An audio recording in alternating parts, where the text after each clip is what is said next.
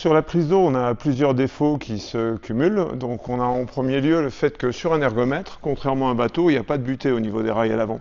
Donc on a souvent tendance à revenir un peu loin devant avec la coulisse et avoir les tibias qui dépassent très largement la verticale.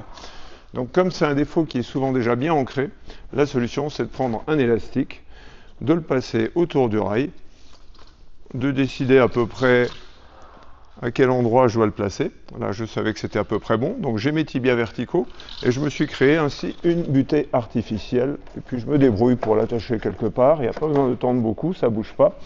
C'est une bonne adhérence. Je vérifie. Mes tibias sont verticaux.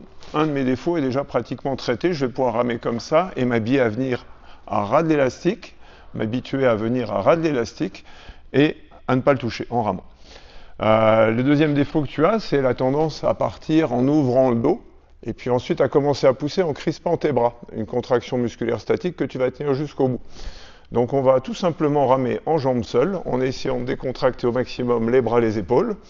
On va essayer de ne pas se servir des épaules à l'attaque. Pour ça, exercice très simple, on travaille les 3 points en même temps. Je me place jambes tendues comme si je faisais du bras-corps. Je suis penché en avant, je reste gainé au niveau du dos, je reste complètement relâché au niveau des bras, des épaules. Et puis là, j'ai mon bassin qui est placé en avant, j'ai mes épaules qui sont en avant, j'ai plus qu'à rouler et à partir sur les jambes. Et en ramant comme ça en jambes seules, avec les bras complètement décontractés, je m'habitue à avoir une prise d'eau qui se fait uniquement sur le travail du quadriceps, avec un gainage du dos et un grand relâchement au niveau des bras, des épaules. Si tu as un peu de mal à aller loin devant, tu rames avec les genoux très légèrement écartés, tu peux les écarter un petit peu plus et mettre à la largeur d'épaule. Ça permet de mieux placer son bassin et de compenser la petite perte de longueur qu'on a sur les jambes avec un meilleur placement de dos. Donc écarter un tout petit peu les genoux te permettra de te conserver ta longueur sur l'avant. Tu vois, là je suis pratiquement à 30 cm du bout du rail et j'arrive avec ma poignée près de la grille. Et donc, tu peux ramer 1-2 minutes comme ça, régulièrement, en jambes seules, pour trouver ta prise d'eau sur les cuisses, les quadriceps, avec le gainage des lombaires et le relâchement des bras et des épaules. Il n'y a pas de flexion du coude sur cette partie-là. On garde ça pour la fin. Voilà pour la première partie. Alors, dans la propulsion, la deuxième partie de ton défaut, c'est effectivement que tu démarres, tu crochettes un peu sur les bras, tu ouvres un peu le dos, et puis ce que tu fais, c'est que tu vas écluser pratiquement complètement les jambes, et tu termines avec les bras après. Et donc ça, ce travail-là, il se fait en quart de coulisse. Donc on a vu que le premier, le fait de crocheter un peu les bras trop tôt et de les garder en flexion comme ça, statique, ça entraîne une contraction musculaire permanente qui fait de la fatigue musculaire inutile. Il vaut mieux rester relâché et garder ses bras pour la fin.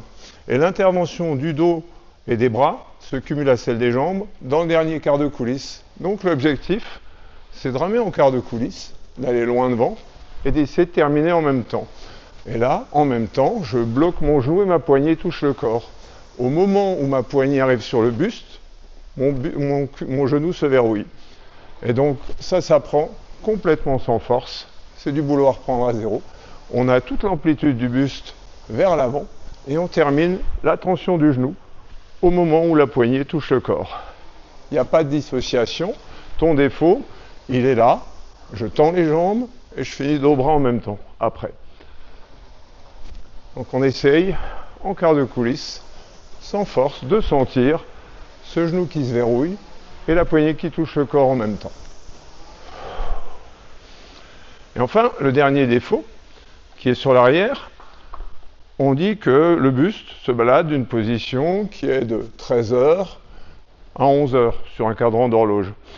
Toi, tu vas très loin, et si tu regardes bien, effectivement, quand je suis dans cette position-là, qui est à peu près la tienne, j'ai vraiment les épaules très largement en arrière de la ligne du bassin, si je me replace normalement, ma poignée, elle gagne que quelques centimètres.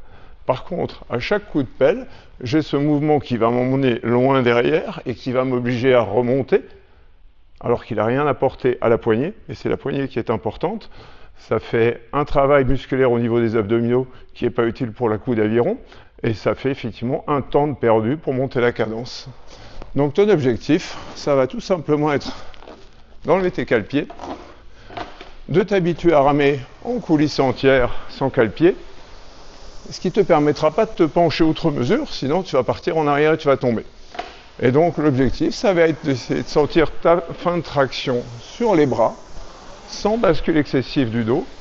Et là, on peut retravailler comme on l'a fait tout à l'heure en quart de coulisse, avec la bascule avant-arrière des épaules. Et je ne me bascule pas plus que ça. Ça ne me sert à rien du tout d'aller me coucher très très loin en arrière, puisque ma poignée ne va pas plus loin. Je vais le refaire. Je vais me coucher loin derrière. Et je vais me redresser. Je vois que j'ai gagné 3 cm. Et il vaut mieux gagner en efficacité en additionnant les forces jambes dos bras que de gratter artificiellement 3 cm en penchant ses épaules 20 ou 30 cm plus loin en arrière. Voilà. Donc tu as le droit de ramer beaucoup avec un élastique. Tu peux le garder en permanence.